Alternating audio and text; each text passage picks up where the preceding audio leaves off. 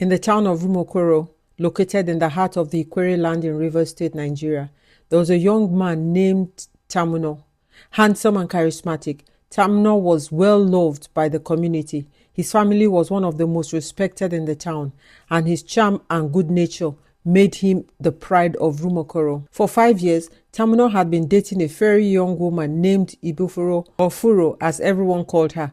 Furo was known far and wide for her beauty, but even more for her stubbornness and sharp tongue. She was fiercely independent and never hesitated to speak her mind, no matter the consequences. Some admired her boldness, but many more whispered about her rudeness.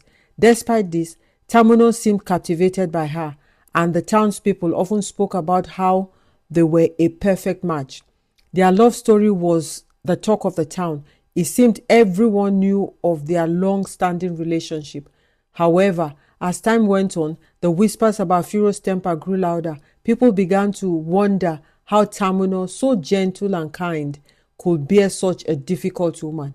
Some even speculated that their relationship was doomed, but no one could have predicted the twist that was about to unfold. One sunny afternoon, Tamuno gathered his friends and family and made a startling announcement. "I am getting married," he declared with a broad smile. Cheers and congratulations erupted, but as he continued speaking, the air in the room seemed changed. "The wedding will take place in a month, and I hope to see all of you there to celebrate with me and my bride-to-be, Ibinabo." Ibinabo? Many looked around in confusion. Was this not Furo's closest friend? The two women were inseparable, and their bond was well known. How could Tamuno be marrying Ibinabo instead of Furo? Furo, who had been standing at the back of the crowd, felt her world crumble.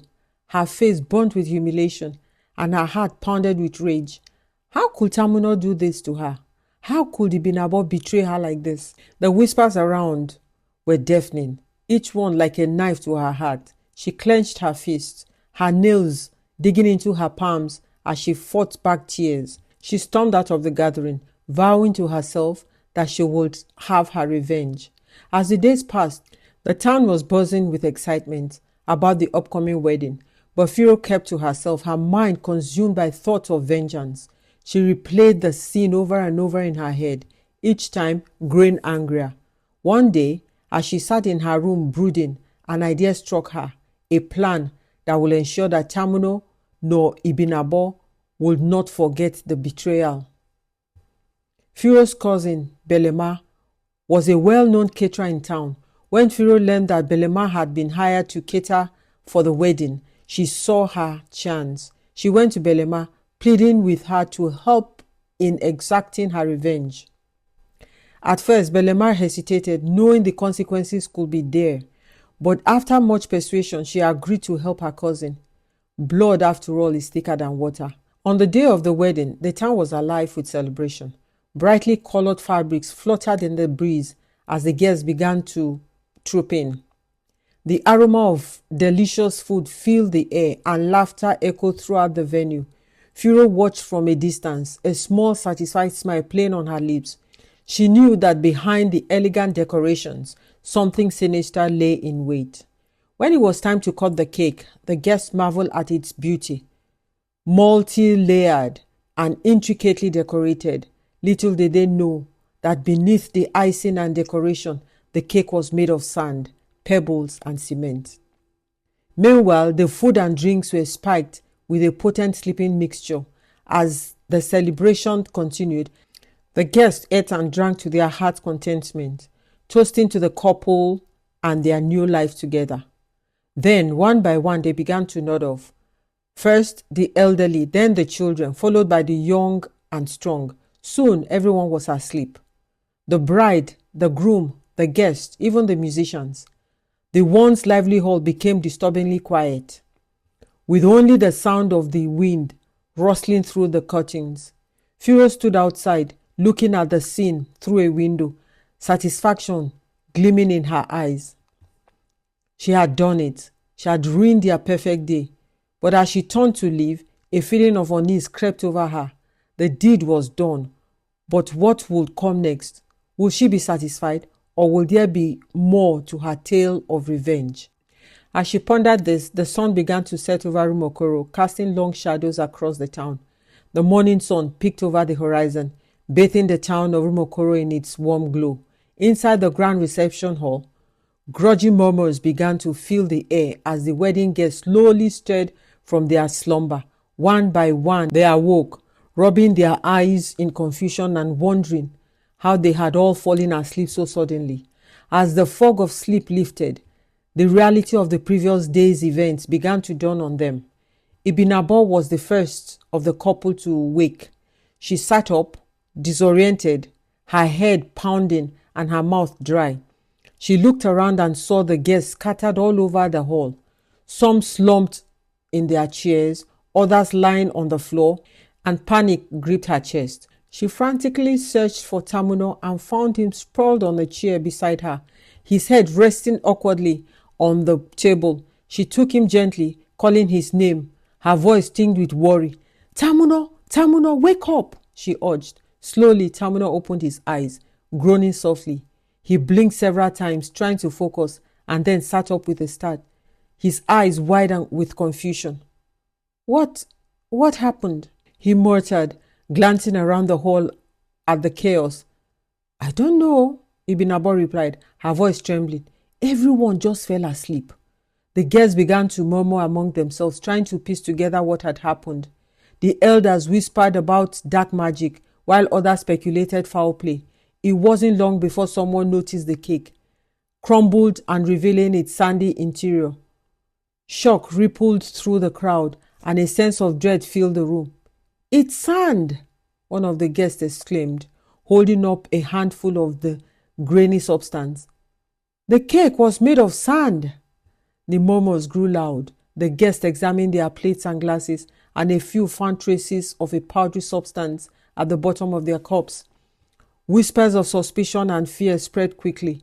It was clear that someone had sabotaged the wedding, and all eyes turned to the bridegroom.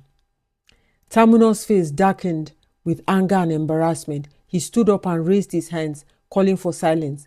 "Please, everyone, calm down," he shouted. "We will get to the bottom of this. Whoever did this will pay dearly." Just then, a figure appeared at the doorway. Furo. She had been watching from outside, and now she stepped into the hall, her face set in a cold, triumphant smile. The room fell silent as she walked in, all eyes turning towards her. Ibinabo's face paled when she saw Furo. She knew her friend well enough to recognize the look of satisfaction on her face. "Furo, did you have something to do with this?" she asked, her voice barely a whisper. Furo looked at Ibinabo, her eyes blazing with a mixture of anger and hurt. "Did you think you could betray me and get away with it?" she hissed. "Did you think you could steal Tamuno from me and I would stand by and watch?" Tamuno's jaw tightened. "This was you, Furo?" he demanded. "You did this to ruin our wedding?" Furo lifted her chin defiantly. "Yes, I did," she replied without hesitation. "I wanted you to feel the pain of betrayal. Just as I did, I wanted you to know what it feels like to be humiliated in front of everyone." The hall erupted into angry shouts. Some guests called for Furo to be punished, while others, still in shock, simply watched in silence. Ibinabo's eyes filled with tears. "Furo, I never wanted to hurt you," she pleaded. I didn't plan to fall in love with Tamuno. It just happened." Furo scoffed. "Lies. You are nothing but a backstabber, Ibinabo. You pretended to be my friend while plotting to take my man behind my back." Tamuno stepped forward, his face flushed with anger. "Enough, Furo," he barked. "You have caused enough damage. This is not the way to solve anything. You've only succeeded in shaming yourself." But Furo was beyond reason. Her face twisted with rage and frustration. "You think I care about shame? I wanted you to suffer, Tamuno, both of you, and now you have." As the guests continued to watch in stunned silence, the elders of the village, led by Chief Wolu, stepped forward. Chief Wolu was an old man with stern face and a deep voice that commanded respect. He raised his hand and the crowd was quiet. This is a grave matter, Chief Wolu began. Furo, you have acted out of jealousy and anger, and in doing so, you have brought shame not only upon yourself, but upon this entire community. However, we must not act in haste. There will be a council meeting to decide the consequences of your actions. Until then, you are to be placed under house arrest. Furo's eyes remained defiant, but a flicker of fear crossed her eyes. She knew that the elder's judgment could be severe. Tamuno and Ibinabo exchanged glances, their expressions a mix of confusion and concern. The wedding that was meant to mark the beginning of their new life together had instead become a day of scandal and uncertainty. The guests slowly began to leave, murmuring amongst themselves. Tamuno and Ibinabo stood together, unsure of what the future would hold. Furo was escorted away by two hefty men from the community, her head held high despite the situation. The days that followed the disastrous wedding were filled with tension and uncertainty in Rumuokoro. The news of the wedding sabotage spread quickly through the town and beyond, making Furo the subject of gossip and disdain. Yet, there were some who pitied her, understanding the pain of betrayal. But no one could deny that her actions were extreme and had brought shame to the community. The elders convened a council meeting to deliberate on Furo's fate. It was held at the village square, under the shade of the giant Iroko tree. The square was packed with townspeople, all eager to hear the decision. Furo stood before the council, her face a mask of defiance, though inside she felt the weight of the community's judgment pressing down on her. Chief Wolu, sitting at the head of the council, cleared his throat and began to speak. Furo, he said gravely, your actions were born out of jealousy and have brought dishonor to your own people and to yourself. Yet, we also recognize the pain you must have felt, having been betrayed by those closest to you. This council must balance justice and compassion. The crowd murmured in agreement. There was no denying the fact that Furo had been wronged, but her revenge had been cruel and excessive. The council continued to deliberate, and finally, Chief Wolu raised his hand for silence. We have decided, he announced, his voice firm. Furo, for your actions, you will be required to perform community service for 1 year, helping those in need, and you will not be allowed to attend any public gathering or celebration. During this time, this will teach you humility and allow you to reflect on your actions. Additionally, you will apologize publicly to Tamuno and Ibinabo and the entire community for the disgrace you have caused. Furo felt a wave of relief wash over her. She had expected a harsher punishment, possibly even banishment, but now she was given a chance to redeem herself. She nodded solemnly, tears welling up in her eyes as she faced the crowd. I am sorry, she said, her voice trembling. I let my jealousy get the better of me, and I caused pain to those who once loved me. I promise to atone for my mistakes and seek forgiveness. One day, as Furo was helping an old woman carry a basket of yams to her home, she saw Tamuno walking towards her. He stopped in front of her, his expression thoughtful. Furo, he said softly, I say you have changed. I never wanted things to end this way between us, you know. Furo nodded, her eyes downcast. I know, Tamuno, and I'm truly sorry for everything. I was blinded by my own pain and couldn't see beyond it. I never wanted to become the person that I was that day. And so the tale of fatal jealousy became a lesson for all in Rumuokoro, a reminder that even the darkest moments, there's always a chance for redemption and forgiveness. And with that, the sun set once more over the village, casting a warm glow over its people, a sign that no matter what, life always goes on.